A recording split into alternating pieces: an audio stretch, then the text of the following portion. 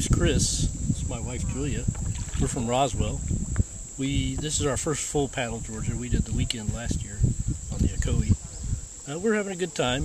It's you know, a long distance, and we're getting used to that. But we've had some paddling experience at home. We live on the Chattahoochee.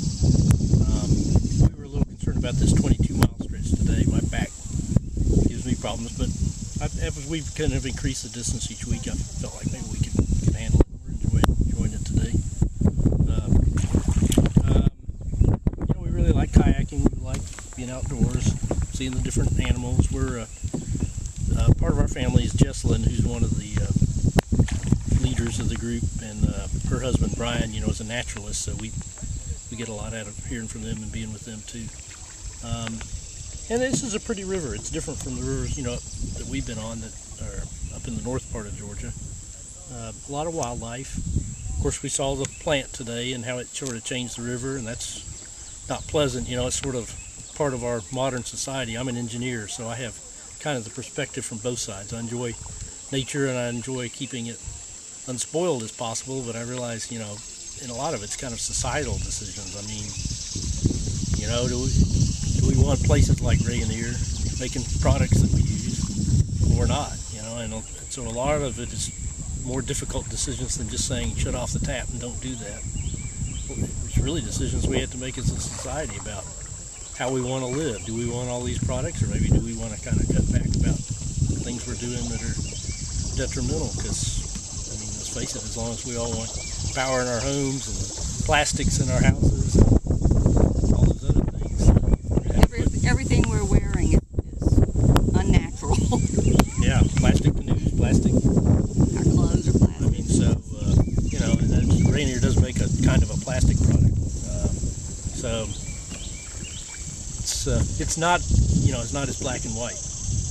They could do more. I think what we should do, you know, Rayonier is a company like many that are pushed by profit motives. You know, they have shareholders, and the shareholders say make us as much money as you can. Obviously, a lot of shareholders may have things, you know, environmental consciousness too, and may push in a different direction. But really, it's up to us as a society to help the companies sort of change their attitude to being, is it all about money, or are there certain other standards that you need to adhere to when possible?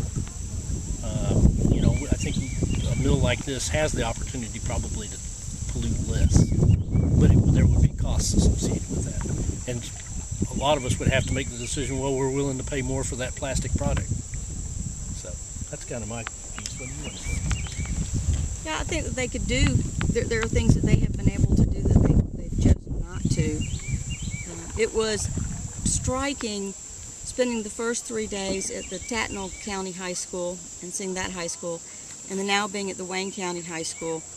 Huge difference in the quality of the school and of the, you know, the equipment and the resources, the facility. You can see that a lot has gone into the community, and you have to admire that. But at what cost? I would think that they have such an incredible resource here that would also bring in money and bring in people and bring in tourism, that it's a shame to mess with that. And I think we have done so much to our world that we are really starting to reap what we have sown, that with all of the illnesses and bad health and things, we have done so much to our air and water and soil that it will take generations to undo, if it's even possible. So. All right. Well, thank you guys so much. Yeah.